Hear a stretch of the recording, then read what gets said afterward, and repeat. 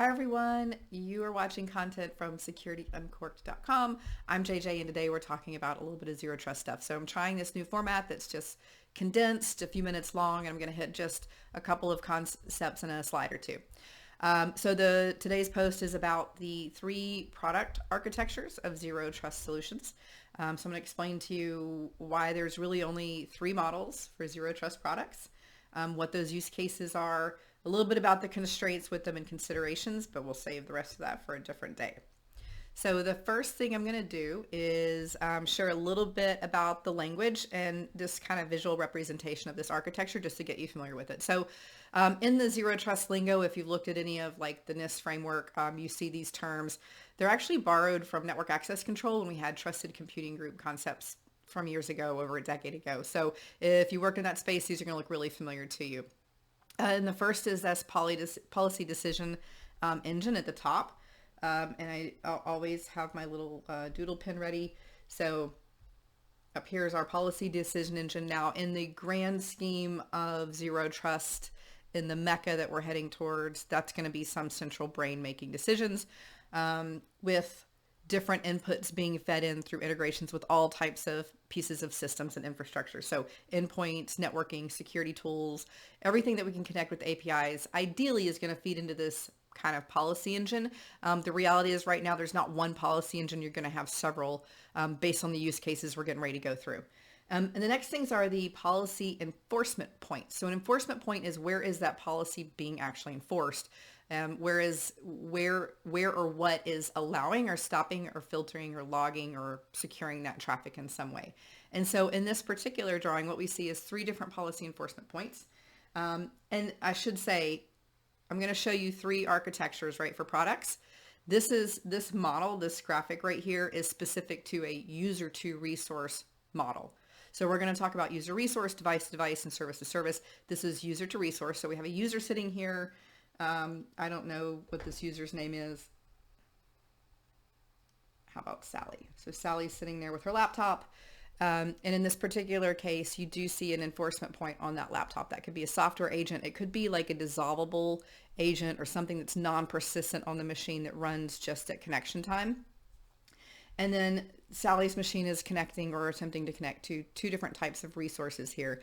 I'm going to start with the cloud side. So up on the top right, you see the different cloud resources. There's infrastructure and platform as a service as sort of that private architecture, and then SaaS applications as well. So on those private architectures, we might have a software agent installed there, and it might be installed actually on that server or service specific, or it might be in front of it in what we would call an enclave model. So you get access to a group of resources, kind of like a VPN, but with more granular controls. So that's cloud stuff. We can also do this for on-prem. So same thing, we can have a policy enforcement point. It could be software agent that's installed on a server inside the organization. So think about getting rid of, the traditional DMZ with the firewall policies, and instead we just have that server or service sitting inside, again, whether it's in the cloud or on-prem, and it's going to have an agent control on it. And that's going to talk directly or indirectly through a cloud service to that device and user that's requesting the access. The other type of model we could have here on-prem for different network segmentation or remote access could be a zero trust enabled firewall or a zero trust enabled switch and route infrastructure. So this is going to be a little bit different than your traditional networking and security products that are on-prem. These things are going to be enabled and connected with APIs. They're going to be specifically tuned for this zero trust architecture, and they're going to have options for dynamic policies through those APIs and different integrations. And so in this particular case, we can have these agents or enforcement points sitting again on the resources or in that sort of enclave model in front of the resource, which does look like a VPN, but with most of these products, we're going to get a lot more granularity in that control. All right, so now that we've covered the language, let's look at a couple of other things here.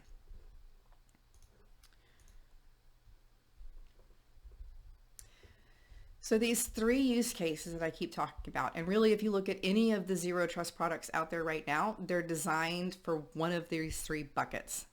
There's not a whole lot else going on, but these are very broad and they're pretty all encompassing. So user to resource, that's the diagram you just saw with Sally, the user on a laptop accessing some resources. A lot of that is cloud routed or maybe cloud coordinated. And a lot of times the user is not necessarily co-located with the resource. So this would be an appropriate model. Well, most products are designed for remote or cloud-based resources. So remote user and or a cloud-based resource, it doesn't matter where the user and the resource are in this model. There are some pros and cons to that because the products that are natively cloud routed mean that the traffic from the user and the traffic from that resource are both going to go out to and through the internet. So that's great if the user and the resource are not co-located. So again, the user being remote or working from home and maybe the resource is in the cloud, that model can fall apart a little bit or present some complications if the user and the resource are co-located physically. In a traditional campus model where the user is there and maybe there's a data center and you're passing, large files, lots of bandwidth. So that's user to resource. The next one is device to device. So this is all of the network-based microsegmentation. So anytime people talk about zero trust, a lot of times what we hear is microsegmentation. Microsegmentation can mean two completely different things. The original version of microsegmentation was in the data center. We're going to get to that in a second. But all of us on the networking side, I guess the products and the vendors said, hey, we want in on that too. And so they came up with network microsegmentation. And that is this device to device model. So in the absence of possibly a traditional full operating system, in absence of a user to interact with that endpoint, the device to device model is great for headless devices, things like IoT, biomedical devices, certain types of, manufacturing and process automation devices. And this is controlling that access more granularly than just instead of let's dump these devices on VLANs and maybe we have a handful of different VLANs based on IoT things or biomed or this or that, we're going to do something a little bit more granular than that. And that can happen a lot of different ways. I'm not going to get into the nitty gritties of that today, but device to device segmentation for co-located resources looks and feels very different from an implementation standpoint and a product standpoint than a user to resource where we have the ability to use some agents and do some sort of like tunneling and stitching in the cloud. Which brings us to our third model, which is service to service. So that traditional microsegmentation was actually data center microsegmentation, which specified really granular access policies for everything related to workloads. So application to application, database to database, server to server, service to service, microservices, all of those things and all of the pieces of serverless architectures. That's what data center and workload microsegmentation is designed to do.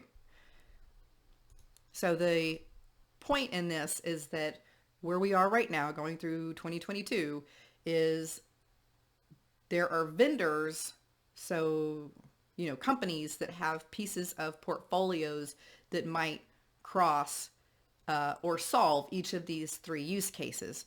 Right now, as far as I've seen with the dozens of solutions out there, there's not one product or line item or license or SKU that's going to handle all three of these. Certainly that service to service workload microsegmentation is its own little kind of animal over here. There are vendors that have solutions there, and they may also have solutions in that user to resource space, especially for things that are cloud routed. So ZTNA, SASE type architectures. And then conversely, we have that network microsegmentation where we're doing device to device segmentation, which is coming from a lot of our traditional security and networking vendors. So firewall vendors, switch and router vendors, and they may or may not dabble into that user to resource area. But generally, there's not going to be one product that spans all three of these. You're going to be looking at three different products, even if it's from the same manufacturer. And probably what you're going to end up with if you want best of breed is at least two different manufacturers and solutions, if not three. So those are the three product architectures. We'll dive into enforcement mechanisms and why they're broken down like this later. But hope you'll join me at securityuncorked.com for more.